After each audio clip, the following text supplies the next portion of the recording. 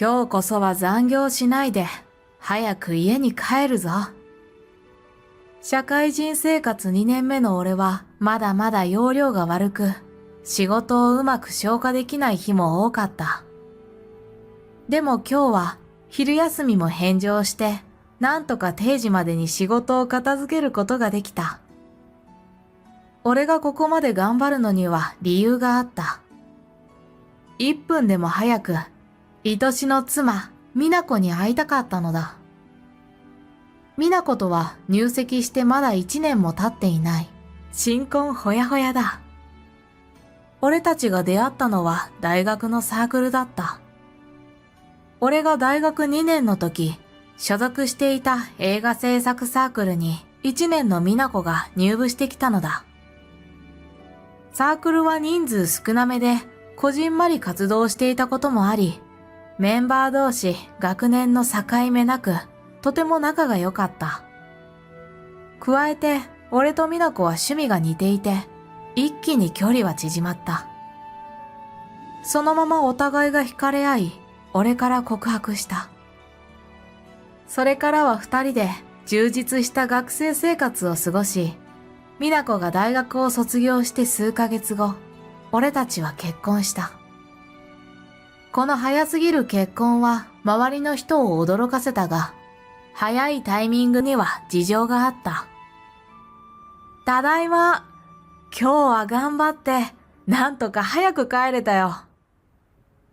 仕事を終えて家に帰ると、大きく重そうなお腹でソファーに座る美奈子の姿があった。おかえりなさい。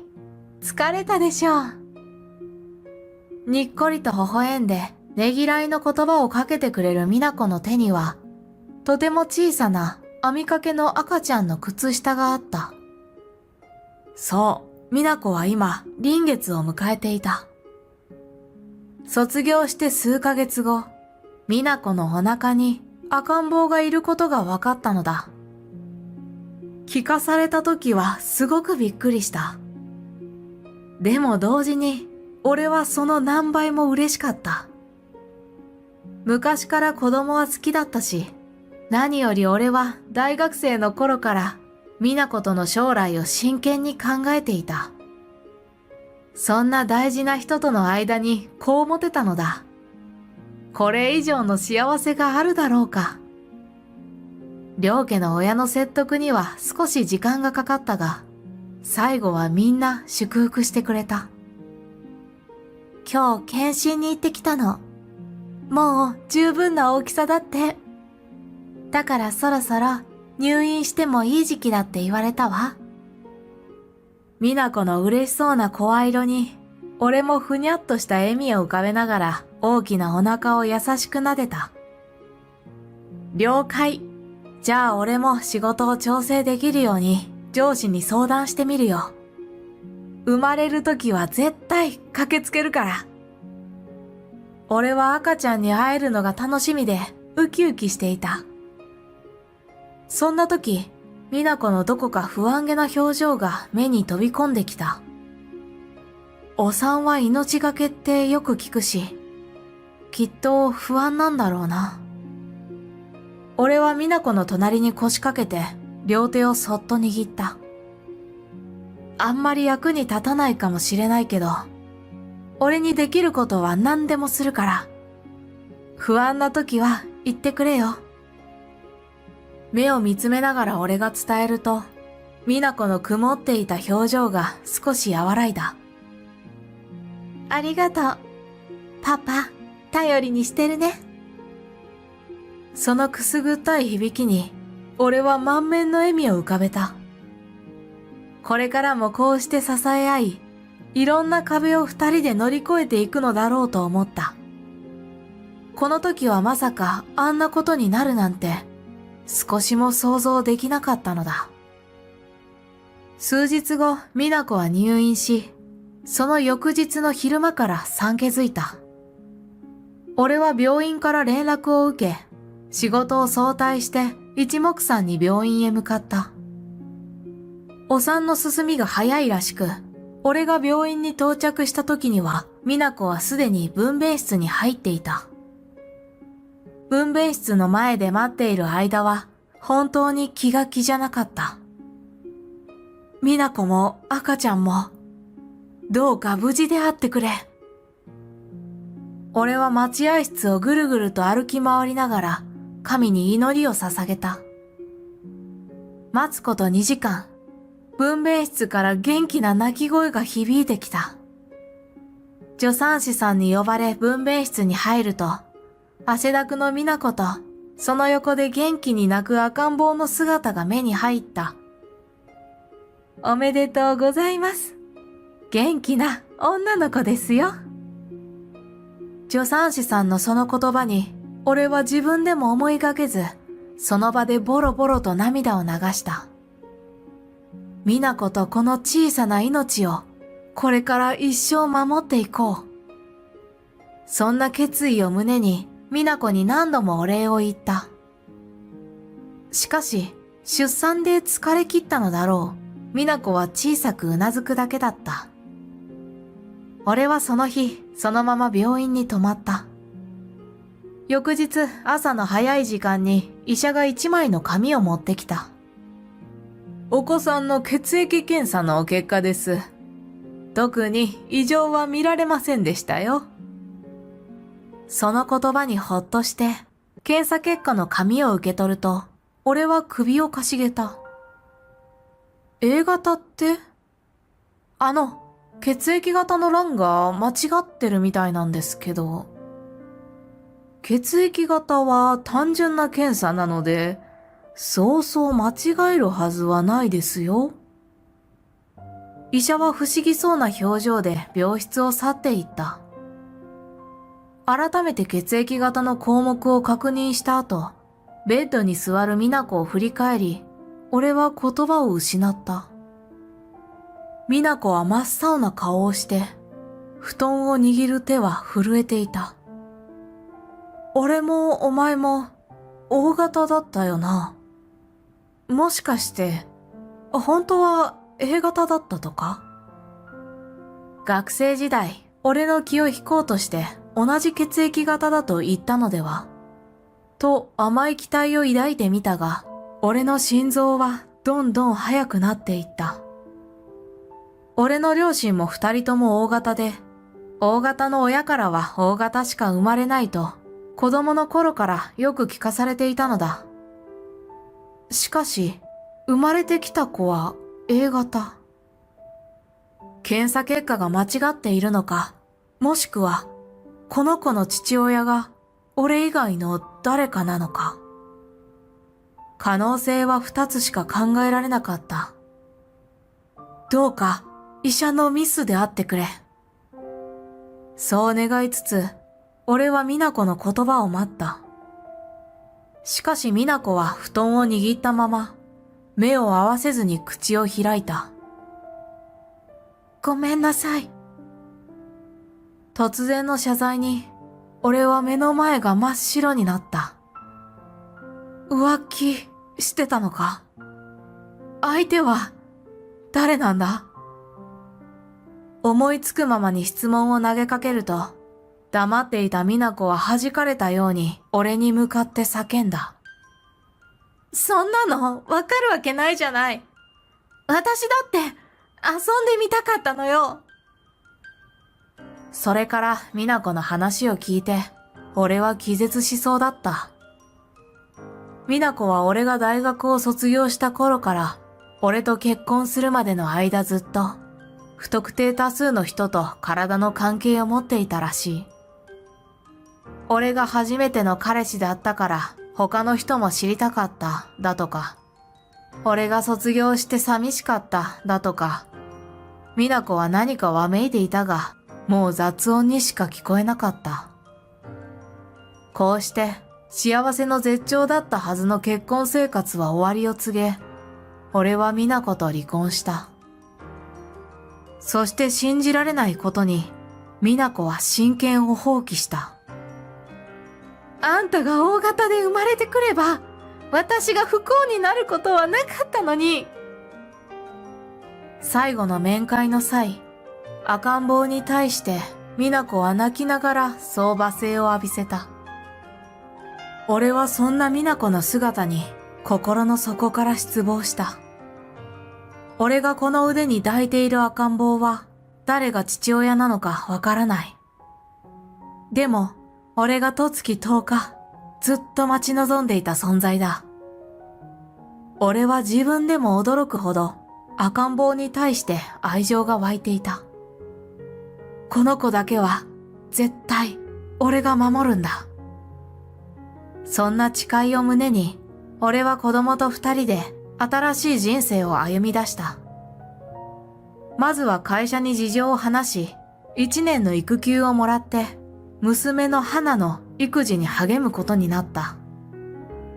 初めての育児に不慣れな家事。毎日が苦戦の連続だった。でも忙しいと美奈子のことを考えずに済むので、俺にとっては好都合だった。それに思った通り、血がつながっていないとはいえ、俺の娘である花はやっぱりすごく可愛かった。そんな目まぐるしい毎日を送るある日のことだ。その日は前日の夜泣きで寝不足で、しかも家の中に食べられそうなものが何もなかった。どうしようもない空腹に襲われ、俺は花をベビーカーに乗せて財布だけ握って外へ出た。行くあてはなかったが、少し前に開店したらしく気になっていた近所の洋食屋を思い出した。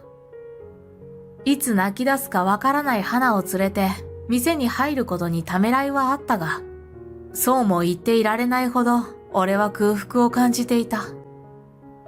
ふと花の様子を見ると、ラッキーなことに眠っていた。これはチャンスとばかりに、俺は洋食屋に足を踏み入れた。ランチ終了前の微妙な時間だったからか、客は俺しかいなかった。いらっしゃいませ。ベビーカーも置けますので、こちらの広いお席へどうぞ。機転の利く女性店員に促されるまま席に着きメニューを見た。オムライスにハンバーグ、カレーなんかもいいな。どれも美味しそうで、俺がなかなか決められずにいると、それまで眠っていた花が目を覚まし、ぐずり始めてしまった。客は俺だけとはいえ、小さな店に花の泣き声が響いてしまう。俺は焦って花を抱き上げた。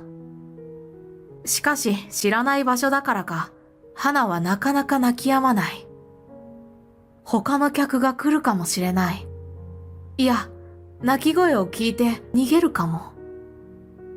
店に迷惑をかけるわけにはいかないと、俺は何も頼まず店を後にしようとした。その時、待ってください。先ほどの店員が俺を呼び止めた。彼女はゆっくりとこちらに来て、俺の腕の中にいる花を覗き込み、にっこりと微笑んだ。かわいいですね。お名前は何て言うんですか？花です。俺は驚きつつそう答えた。すると店員は花の前で優しく手を振り、花ちゃん、知らないところでびっくりしちゃったんだよね。と優しく話しかけた。そして俺に向き直り、彼女は柔らかな声で告げた。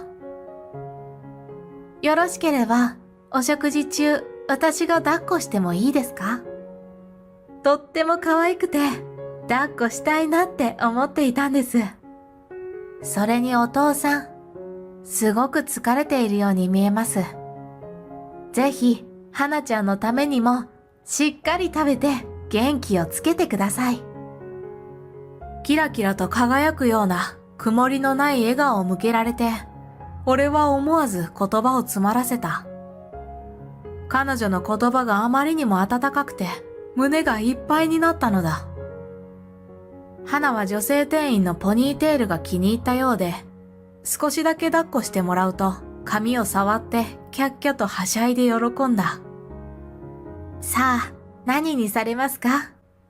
うちのメニューはどれも自信作ですよ。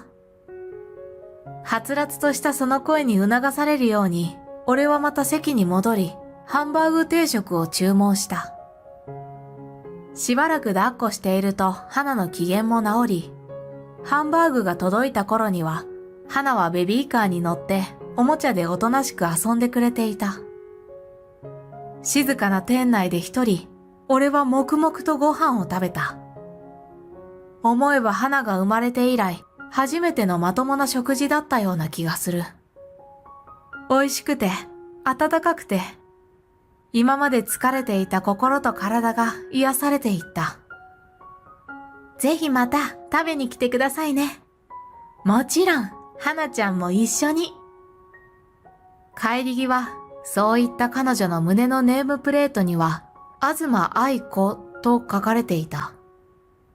それから俺は東さんの言葉に甘え、週に1回の頻度でその洋食屋に通うことにした。もちろん、なるべく迷惑はかけないように、今日と同じランチタイムが落ち着いた頃を目指して来店した。以前までは育児にかかりきりで満身創痍だった俺も、洋食屋でまともな食事を食べ始めてから、だんだんと本来の調子を取り戻しつつあった。俺が花を連れて行くたびに、東さんは喜んで俺たちを迎えてくれた。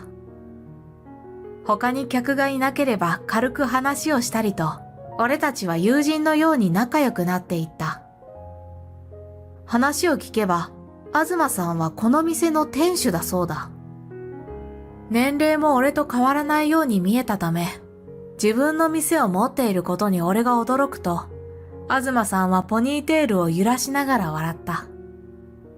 自分の店を持つことが小さい頃からの夢だったんです。だから高校で調理科に進んで、卒業してから3年間修行して、去年やっとお店を出せたんです。それから東さんはベビーカーで眠る花を見て、ほんのり切なげな微笑みを浮かべた。これは身の上話になっちゃうんですが、私は母からあまり大事にされなくて、だから余計に早く独り立ちしたかったんです。ひな祭りのお祝いをしてもらうのとか、憧れだったんですけどね。東さんの目線の先には、遠方に住む俺の親が先日送ってきたひな人形のぬいぐるみがあった。花のおもちゃになるようにと、柔らかい素材で母が作ったのだ。そして東さんは気を取り直すように俺を見て、またいつもの明るい笑顔を浮かべた。だから、お父さんはいつも花ちゃんに愛情たっぷりで、本当にすごいなって思ってます。東さんが一瞬だけ見せた寂しげな笑顔に胸が痛み、俺はそっと口を開いた。それを言うなら、東さんもすごいですよ。その若さで店を出すなんて、なかなかできることじゃないです。それに、東さんのおかげで、俺はすっごく救われてるんです。なんとか元気づけたくて勢いよく話す俺に、東さんは一瞬きょとんとした後、色白な頬を赤く染めて、少し恥ずかしそうに笑った。ありがとうございます。なんか、照れちゃいますね。いつもの彼女とは違う小さな声に、俺も少し顔が熱くなるのが分かった。この話を皮切りに、俺と東さんは少しずつお互いのプライベートを話すようになった。俺は花を育てている理由や、それまでの美奈子との経緯を。東さんは母子家庭だったことや、母親からネグレクトを受けていたことを、少しずつゆっくりと語っていった。もしかしたらお互いに話を聞いてくれる相手を求めていただけなのかもしれない。それでも洋食屋で過ごす時間はとても温かく優しくて、俺の中でこの時間と東さんは必要不可欠な存在になりつつあった。そして洋食屋に通い続け、半年ほどが経ったある日、いつも通り洋食屋のドアを開けると、途端に騒々しい声が耳に飛び込んできた。お金あるんでしょ？じゃあ、分けてくれてもいいじゃない。私はあなたの親なのよ。女性の大きな声に驚いて店の奥を見ると、年配の女性に詰め寄られている東さんの姿が目に入った。お母さん、もうお客さんが来ちゃうから帰って、お願い。東さんは今までに見たことのない怒ったような困ったような苦々しい表情で年配の女性と向き合っていた。その瞬間、大きな声に驚いたのか、花が泣き出してしまった。東さんと年配の女性ははっとしてこちらを振り返った。おそらく東さんの母親だろう女性は、眉を潜めて口を開いた。うるさいわね。何ぼーっとしてるの？早く泣き止ませなさいよ。あなた、親でしょ？お母さん。母親の言葉に東さんは怒って静止してくれようとしたが、年配の女性はふんと鼻を鳴らした。事実でしょ？それよりお金、早く渡しなさいよ。母親が困ってるのよ。育ててやった恩をあだで返さないでよね。母親は盛大にため息を吐きながら、さらに東さんに詰め寄った。この時、俺の頭には先日東さんから聞いた話が浮かんだ。娘を大事にしなかった母親が金の催促に来ているのか。事情を理解した途端、腹渡が煮えくり返るのが分かった。俺は花をベビーカーから抱き上げると、そのまま東さんと母親の間に割り入るようにして立ち、真正面から母親を見据えた。娘がうるさくしてしまい、失礼しました。しかしあなたこそ、娘のお店で騒ぎを起こすのはいかがなものかと思います。営業妨害で警察を呼ぶことだってできるんですよ。それに先ほどから恐喝まがいなこともおっしゃっているように思います。彼女の稼いだお金は彼女のものです。わざと声を低くしてゆっくり話すと、母親は一瞬ひるんだ後、ぎろりとこちらを睨んできた。覚えておきなさいよ。言い返す言葉がなかったのか、捨て台詞を吐いて母親は店から出て行った。すみません。嫌なものを見せてしまって。助けてくださってありがとうございます。東さんはまだ緊張しているのか、硬い表情で頭を下げた。その肩がわずかに震えているのを見て、俺は優しく東さんに声をかけた。そんなことより怖かったでしょう。もし東さんが良ければなんですが、今晩うちに泊まりませんか？誰もいない時を狙ってお母さんが押しかける可能性が高いと思うので。ほら、東さんが遊びに来てくれると花も喜ぶだろうし。最後の方は少しごまかしながら話す俺の言葉を聞いて、東さんはパッと顔を上げた。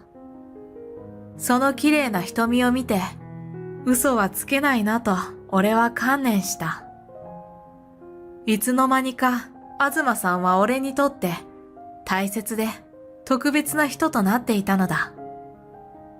本当は俺が東さんにもう怖い思いをしてほしくないんだ。好きです、東さん。俺にあなたを守らせてくれませんか？